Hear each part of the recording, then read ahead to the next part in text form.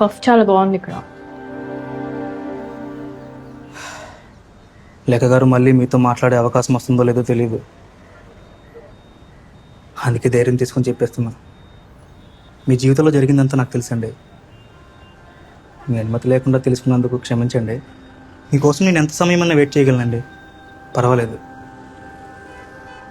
మీ అంగీకారంతో మీ అన్ని గారితో కూడా మాట్లాడదాం అనుకుంటున్నాను.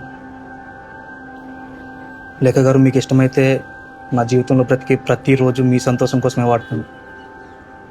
ఇదంతా నా కోసమేనండి. ఎందుకంటే నాకంటే మీ మీద ధ్యాస ఎక్కువ. ఈరోజు మీ పుట్టినరోజు కాబట్టి మీకు విషయం చెప్పాలనిపిస్తుంది. ఎప్పుడు మీకన్నా ఎక్కువగా ఎవరిని ప్రేమించకండి. హ్యాపీ బర్త్డే అండి. ఎప్పుడు నేను చెప్పింటే నీకు నచ్చిందే తెచ్చుకుంటావు. లేక నీకు మధు అనేవాడు తెలుసా? రెల్లి వీధిలో ఉండే మధు నీకు తెలుసా లేదా? నువ్వు వాడిని కలవడానికి ఉప్పట్లో వాడి ఫ్రెండ్ రూమ్కి వెళ్తుంటావా?